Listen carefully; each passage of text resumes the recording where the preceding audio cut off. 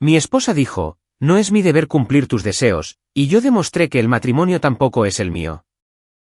Cuando mi esposa me miró directamente a los ojos y dijo esas palabras exactas, supe que algo fundamental se había roto en nuestro matrimonio. No solo se había agrietado, sino que estaba completamente destrozado. Ella dijo que no era su deber cumplir mis deseos. Y en ese momento, me di cuenta de que acababa de entregarme el plano de cómo funcionaría este matrimonio a partir de ahora. Permítanme retroceder un poco. Llevábamos 7 años casados, y en algún momento del camino, ella había desarrollado esta mentalidad de que el matrimonio era una calle de sentido único. Se suponía que yo debía ser el proveedor, el apoyo emocional, el personal de mantenimiento, el romántico, el todo. Pero cuando se trataba de sus contribuciones, bueno, aparentemente esas eran opcionales. Empezó con cosas pequeñas. Las citas nocturnas se volvieron demasiado trabajo. La intimidad física se convirtió en cuando tenga ganas. Incluso las cosas simples, como cocinar la cena juntos o tener conversaciones significativas, se convirtieron en cargas con las que ella no quería molestarse. Cada vez que mencionaba lo desconectados que estábamos, ella se desviaba con excusas sobre estar cansada, estresada o simplemente no estar de humor. El punto de quiebre llegó un jueves por la noche. Había tenido un día particularmente difícil en el trabajo, y llegué a casa esperando una conexión humana básica con mi esposa. No estaba pidiendo la luna, solo quería sentir que le importaba a la persona que se suponía que debía amarme más. En cambio, la encontré en el sofá desplazándose por las redes sociales, completamente indiferente a mi presencia. Me senté a su lado e intenté iniciar una conversación, le pregunté por su día, compartí algo sobre el mío, sugerí que viéramos una película juntos. Sus respuestas fueron frías, despectivas, como si estuviera interrumpiendo algo importante. Cuando mencioné que extrañaba pasar tiempo de calidad juntos, ella suspiró dramáticamente y dijo que estaba cansada de que yo siempre quisiera algo de ella. Ahí fue cuando cometí el error de ser honesto. Le dije que sentía que éramos compañeros de cuarto, no esposos. Le expliqué que necesitaba más conexión emocional y física en nuestro matrimonio. No estaba exigiendo nada irrazonable, solo pedía la intimidad básica que debería existir entre marido y mujer. Ella dejó su teléfono, se volvió hacia mí con una mirada de total molestia y soltó la frase que cambió todo: no es mi deber cumplir tus deseos. No soy tu sistema de entretenimiento personal. La forma en que lo dijo, con tal crueldad casual, como si mis necesidades fueran de alguna manera patéticas o inapropiadas, como si querer una conexión con mi propia esposa fuera pedir demasiado. Continuó su pequeño discurso sobre cómo no estaba obligada a hacerme feliz, cómo necesitaba encontrar satisfacción en otro lugar, cómo el matrimonio no significaba que ella tuviera que satisfacer todos mis caprichos. Me senté allí por un momento, procesando lo que acababa de decir. No estaba hablando de demandas irrazonables o necesidad excesiva. Estaba hablando de la intimidad marital básica, la conexión emocional, el fundamental dar y recibir que hace que un matrimonio funcione. Y ella acababa de declararse exenta de ello. Fue entonces cuando algo hizo clic en mi mente. Si no era su deber cumplir mis deseos, entonces, lógicamente, tampoco era mi deber cumplir los suyos. Ella acababa de establecer las nuevas reglas de nuestro matrimonio, y yo estaba a punto de convertirme en un estudiante muy dedicado de su filosofía. La miré con calma y dije, ¿sabes qué? Tienes toda la razón. El deber no tiene nada que ver con eso. Ella sonrió, pensando que había ganado algún tipo de argumento. No tenía idea de lo que acababa de desatar. A la mañana siguiente, se despertó esperando que le llevaran su café habitual a la cama, algo que yo había hecho cada mañana durante 7 años sin falta. En cambio, me encontró en la cocina bebiendo mi café, leyendo las noticias en mi teléfono. Cuando preguntó dónde estaba su café, simplemente dije, no es mi deber cumplir tus deseos. Ella se rió, pensando que yo estaba siendo mezquino. Se hizo su propio café y siguió con su rutina matutina. Pero no estaba siendo mezquino. Estaba siendo metódico. Ella acababa de enseñarme que el matrimonio no se trataba de deberes u obligaciones. Se trataba de lo que tenías ganas de hacer, cuando tenías ganas de hacerlo. Para el final de esa primera semana, el patrón era claro. No más pequeñas sorpresas. No más desvivirme para hacerle el día más fácil. No más trabajo emocional que ella había decidido que no era su responsabilidad corresponder. Si ella quería redefinir el matrimonio como un acuerdo egoísta, entonces yo iba a sobresalir jugando bajo sus reglas. Lo hermoso de su filosofía era su simplicidad. ¿Por qué debería hacer cosas que no tenía ganas de hacer?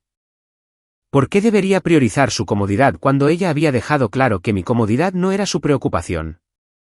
Me había dado permiso para estar exactamente tan involucrado en su felicidad como ella lo estaba en la mía. Y fue entonces cuando me di cuenta de que ella me había dado accidentalmente el mejor regalo posible, la libertad total de la culpa de ser un esposo no apreciado. Ella quería averiguar cómo se veía el matrimonio cuando el deber no era parte de la ecuación. Yo estaba a punto de mostrarle exactamente lo que había pedido. La segunda semana fue cuando ella comenzó a notar que algo había cambiado fundamentalmente. Ya no era solo el café. Era todo. Todas esas pequeñas cosas que solía hacer automáticamente, sin siquiera pensarlo, de repente se habían vuelto opcionales en mi mente. ¿Su coche necesitaba gasolina? No es mi problema.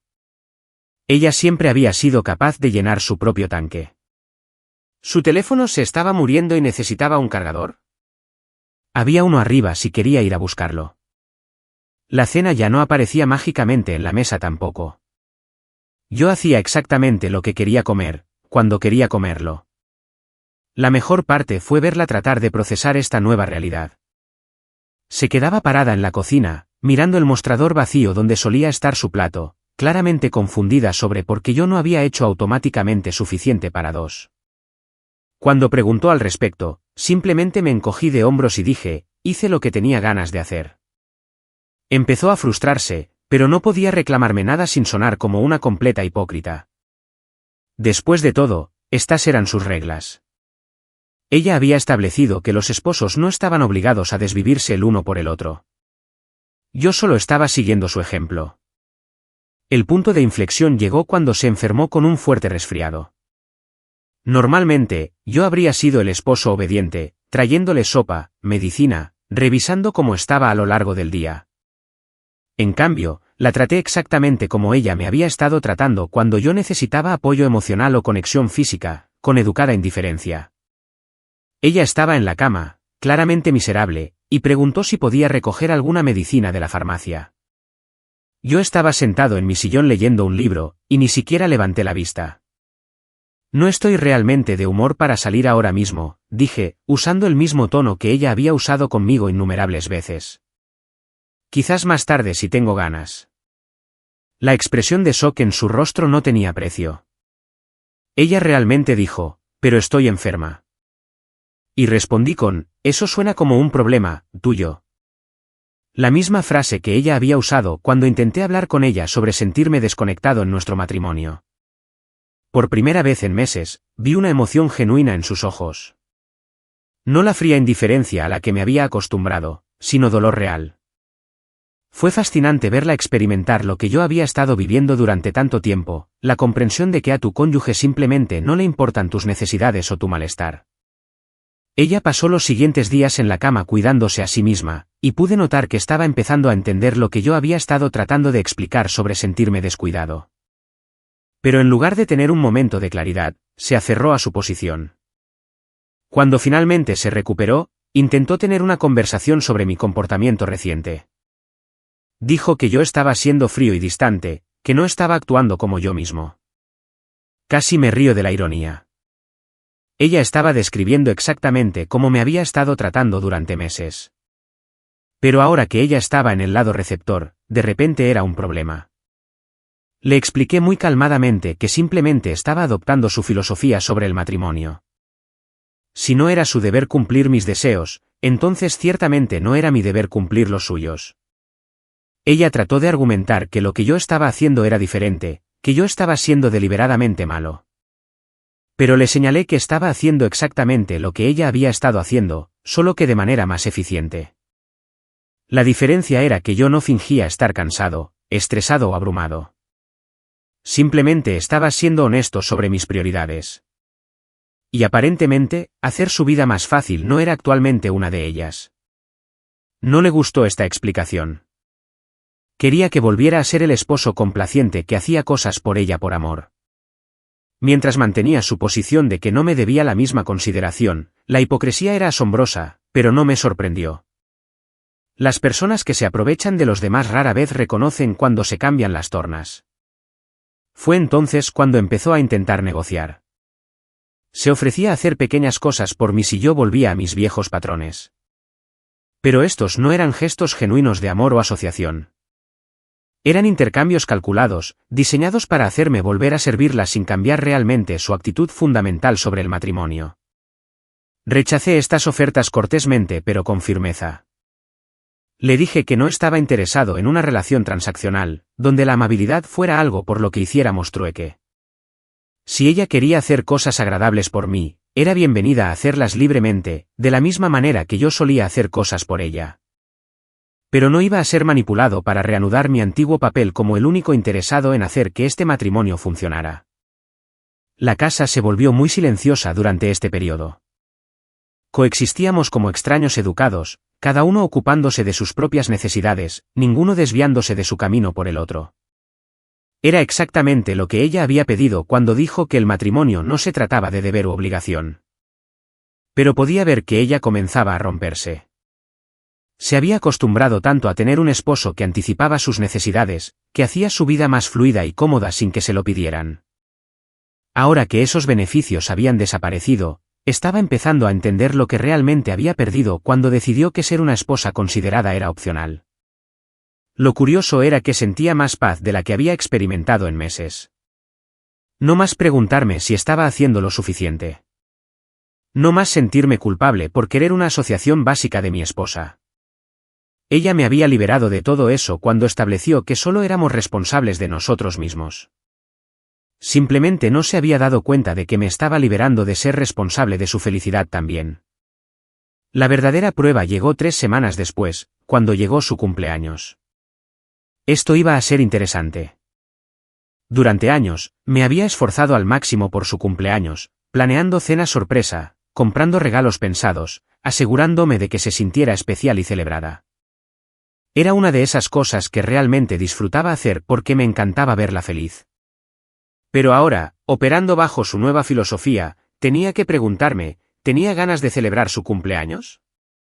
¿Me sentía obligado a hacer que su día fuera especial cuando ella había dejado claro que mejorar mis días no era su responsabilidad? La respuesta fue sorprendentemente clara. No, no tenía ganas. Ella se despertó esa mañana con expectativas obvias.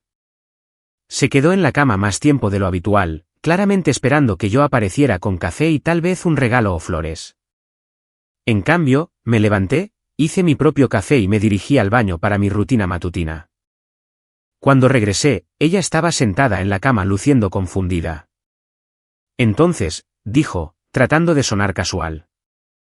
¿Cuál es el plan para hoy? La miré inexpresivamente. ¿A qué te refieres? Es mi cumpleaños. Muy bien, feliz cumpleaños. Lo dije de la misma manera que dirías, buen clima hoy, y fui a vestirme para el trabajo. El silencio en la habitación era ensordecedor. Ella me vio ponerme la camisa, claramente procesando el hecho de que no había hecho ningún preparativo especial. Sin regalos sobre la cómoda, sin mención de reservas para cenar, sin emoción por celebrarla. ¿Eso es todo? Preguntó finalmente. Me volví para mirarla, y pude ver los engranajes girando en su cabeza. Estaba empezando a entender lo que estaba pasando, pero no podía creerlo del todo. ¿Qué esperabas? Pregunté, genuinamente curioso sobre su lógica. No sé, tal vez algo. Es mi cumpleaños. Y me miró como si estuviera hablando un idioma extranjero.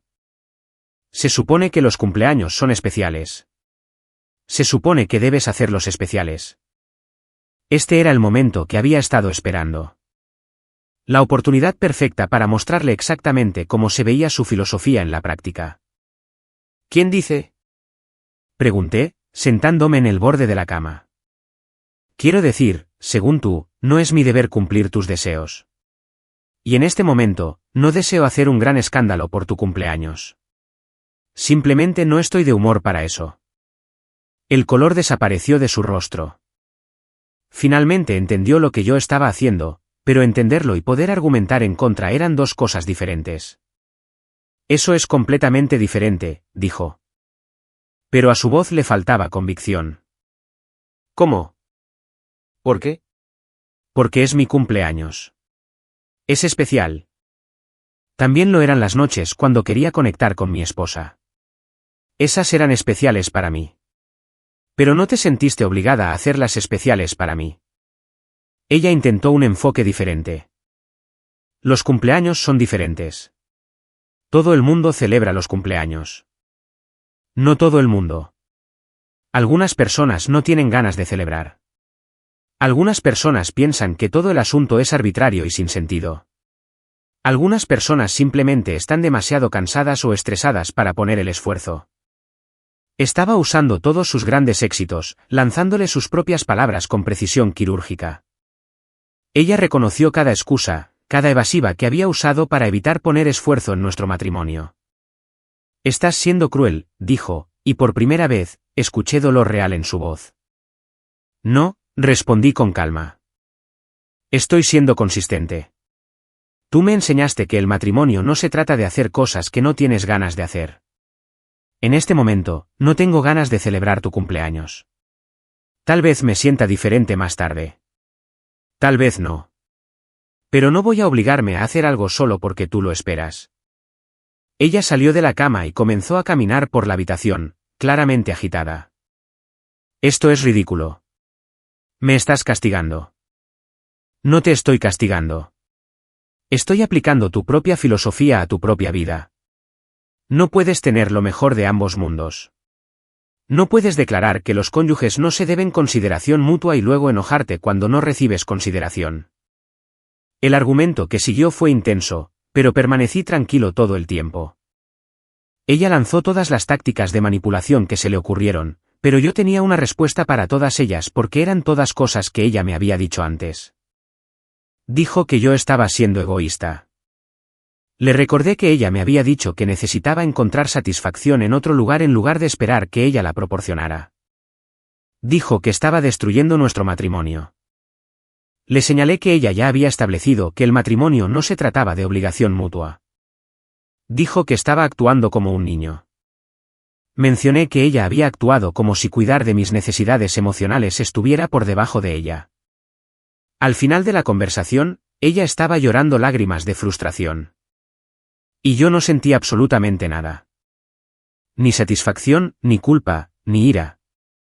Solo una comprensión fría y clara de que ella estaba experimentando exactamente lo que yo había estado viviendo durante meses. Esa noche, intentó un enfoque más.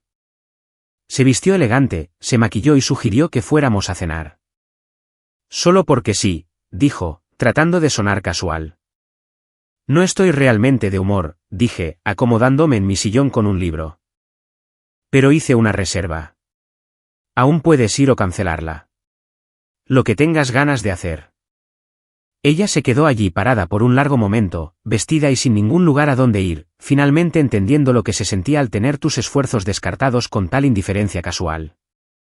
A la mañana siguiente, ella estaba diferente, más callada, más pensativa. Estaba empezando a darse cuenta de que su filosofía tenía consecuencias que no había considerado. Cuando le enseñas a alguien que la consideración es opcional, no puedes sorprenderte cuando dejan de considerarte. Pero ella no estaba lista para admitir que se había equivocado. Aún no. Todavía estaba convencida de que lo que yo estaba haciendo era de alguna manera diferente de lo que ella había estado haciendo. La disonancia cognitiva era fascinante de observar. 2 días después del desastre de su cumpleaños, cambió de táctica por completo. Desapareció la fría indiferencia y los argumentos filosóficos sobre el deber. En cambio, intentó usar la emoción como arma.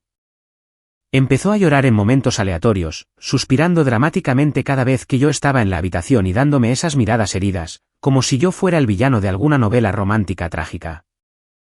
La actuación fue impresionante, se lo reconozco. Me atrapaba leyendo o viendo la televisión y simplemente se quedaba allí luciendo desamparada, esperando que yo le preguntara qué pasaba. Cuando no mordí el anzuelo, ella intensificó la situación. Las lágrimas comenzaban a fluir, seguidas de esos pequeños sollozos que se suponía que debían activar mis instintos protectores. No entiendo qué nos pasó, dijo una noche, apareciendo en la puerta de la sala de estar con lágrimas perfectamente cronometradas corriendo por su rostro. Solíamos ser tan felices. Levanté la vista de mi libro y la estudié por un momento. ¿Lo éramos?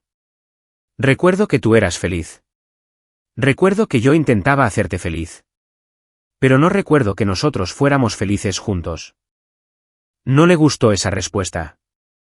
Esperaba culpa, preocupación, tal vez una prisa inmediata por consolarla. En cambio, obtuvo un análisis clínico.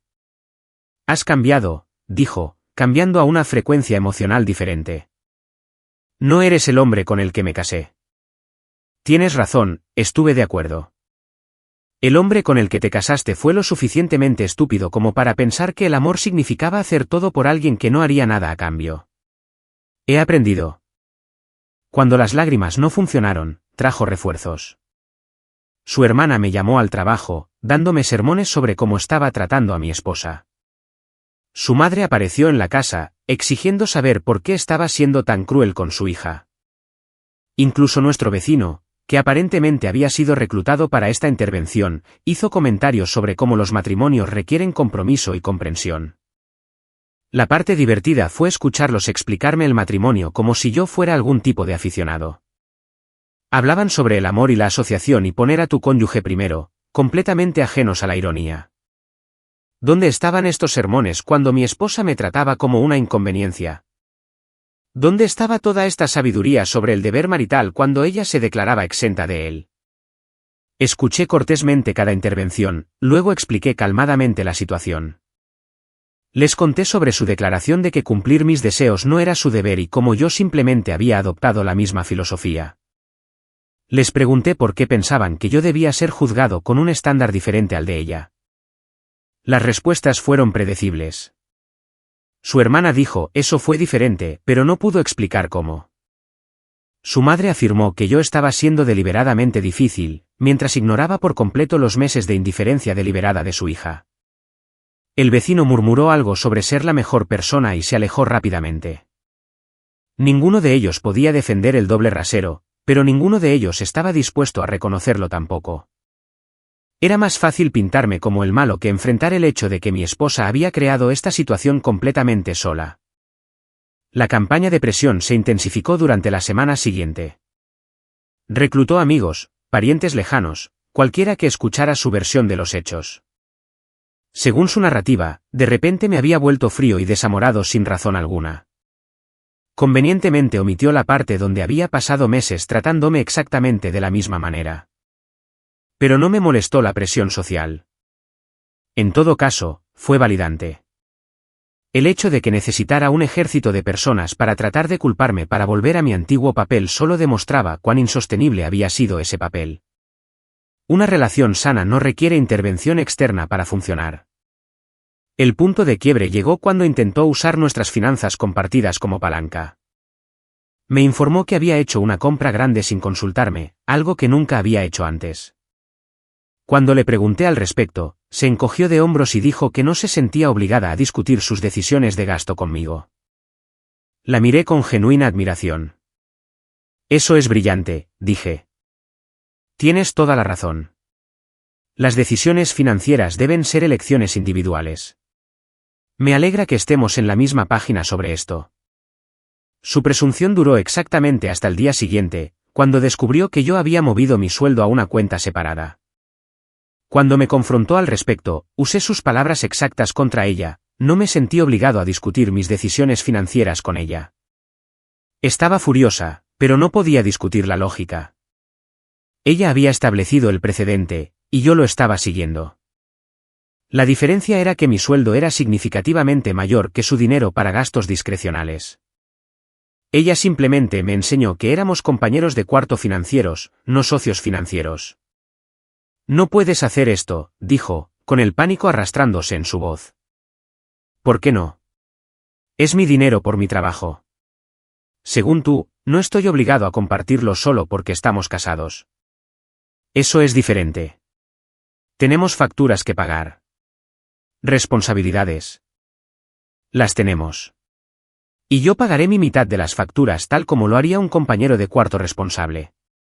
Pero todas esas cosas extra a las que te has acostumbrado, el estilo de vida cómodo que proviene de tener un compañero que comparte todo libremente, eso fue un regalo, no una obligación.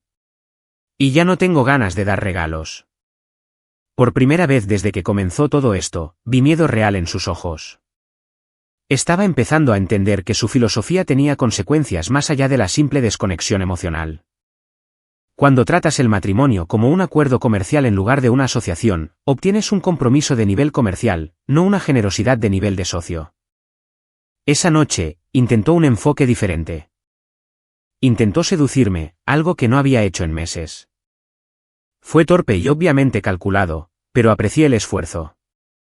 Cuando terminó su pequeña actuación, le agradecí cortésmente y me fui a dormir. ¿Eso es todo?, preguntó, claramente sorprendida. No estoy realmente de humor, dije, usando su frase favorita. Quizás en otro momento si tengo ganas. Ella me miró fijamente en la oscuridad, finalmente entendiendo que cada arma que había usado contra mí podía ser usada contra ella. La diferencia era que yo era mejor en eso que ella. La realidad financiera la golpeó más fuerte de lo que esperaba. En una semana después de mover mis ingresos a una cuenta separada, ella estaba haciendo matemáticas que nunca había tenido que hacer antes, calculando su contribución real a los gastos del hogar, averiguando qué podía permitirse por su cuenta, dándose cuenta de cuánto de su cómodo estilo de vida había sido subsidiado por mi generosidad. Trató de enmarcarlo como si yo fuera financieramente abusivo, pero ese argumento se desmoronó rápidamente cuando le mostré la hoja de cálculo que había creado. Todo dividido 50/50, justo e igualitario. Ella era responsable de su mitad de la hipoteca, servicios públicos, comestibles y seguros. Yo era responsable de la mía.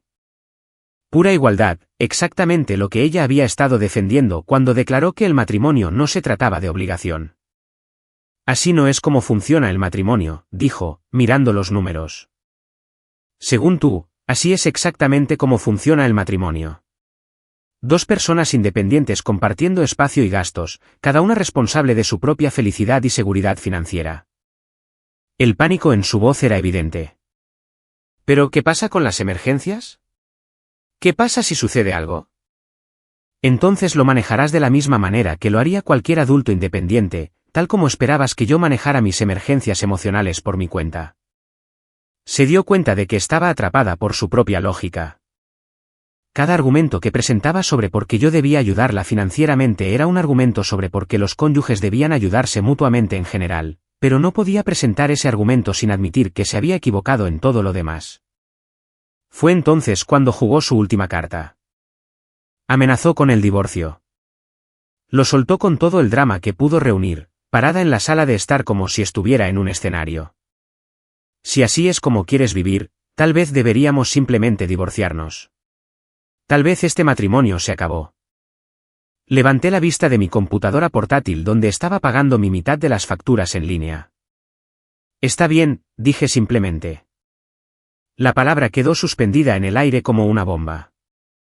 Ella había esperado shock, pánico, súplicas desesperadas para que reconsiderara. En cambio, obtuvo la misma indiferencia casual que me había estado dando durante meses. Está bien, repitió, claramente confundida. Sí, está bien.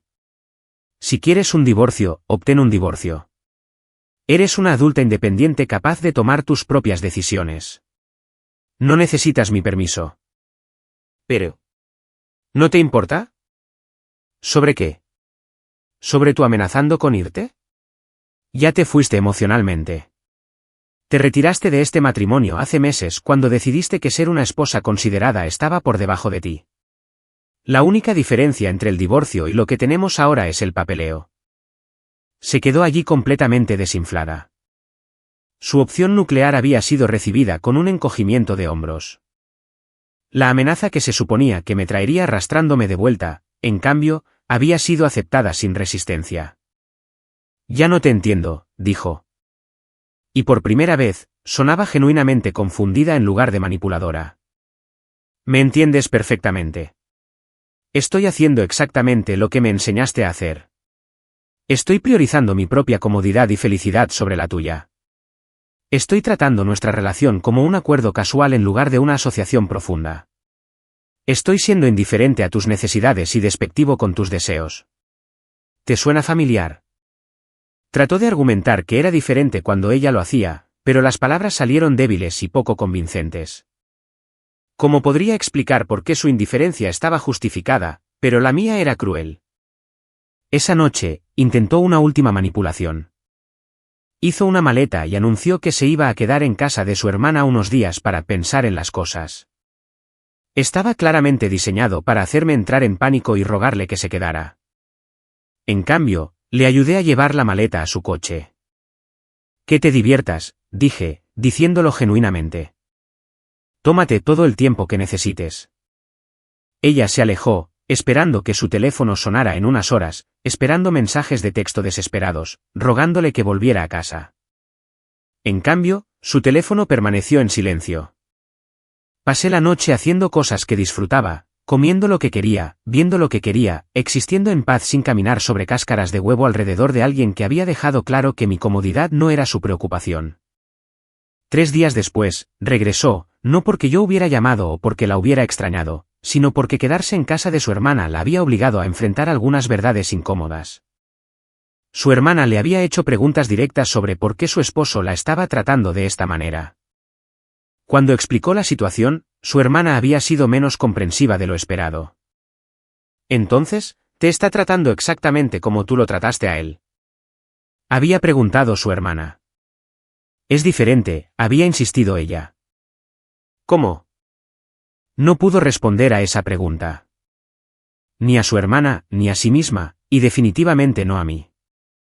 Cuando volvió a cruzar nuestra puerta principal con el rabo entre las piernas, yo estaba leyendo en mi sillón. Levanté la vista, asentí cortésmente y volví a mi libro. Sin drama, sin gran conversación, sin reunión emocional. Solo el reconocimiento de que había regresado al espacio que compartíamos. Tenemos que hablar, dijo. ¿Sobre qué? Sobre nosotros. Sobre esta situación. Cerré mi libro y la miré directamente. Parecía más pequeña de alguna manera, como si la lucha se hubiera ido de ella. La confianza y el derecho que habían caracterizado su comportamiento durante meses habían desaparecido, reemplazados por incertidumbre. Estoy escuchando, dije. Se sentó frente a mí, y por primera vez en mucho tiempo, vi a la mujer con la que me había casado en lugar de la extraña en la que se había convertido. Pero no dejé que eso suavizara mi resolución. Las palabras bonitas no arreglarían lo que ella había roto.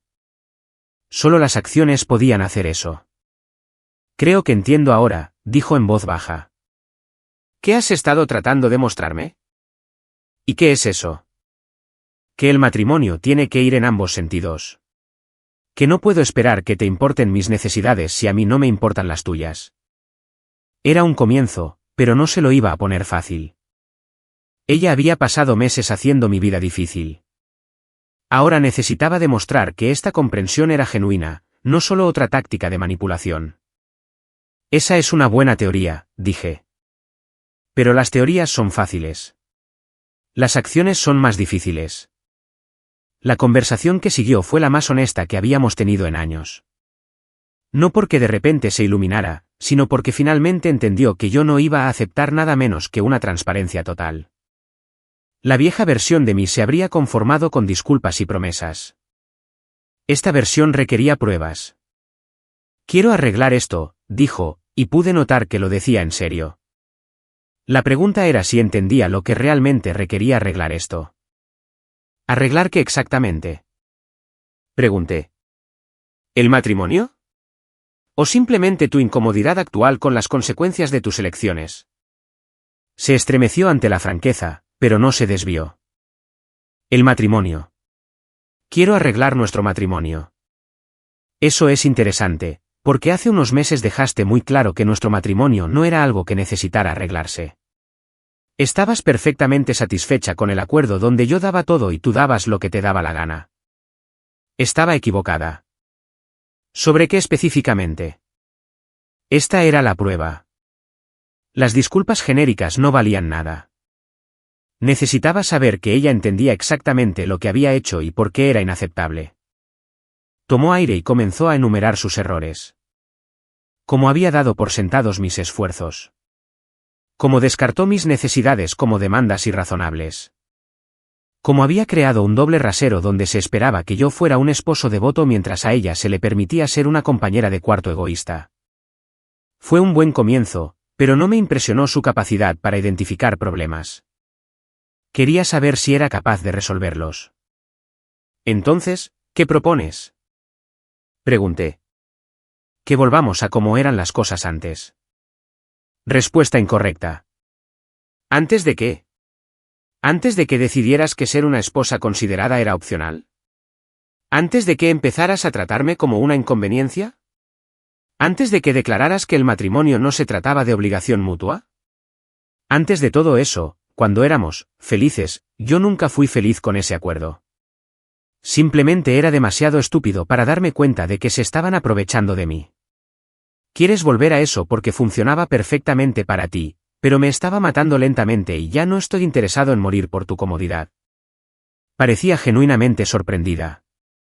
Había estado tan concentrada en recuperar su vida cómoda que no había considerado si esa vida había sido justa para mí en primer lugar.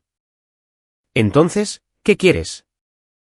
Este era el momento que había estado construyendo durante semanas. La oportunidad de establecer los términos de nuestra relación en el futuro. Quiero un matrimonio real, dije. No el acuerdo unilateral que prefería, sino la coexistencia fría que tenemos ahora. Quiero una asociación donde ambas personas estén interesadas en la felicidad del otro.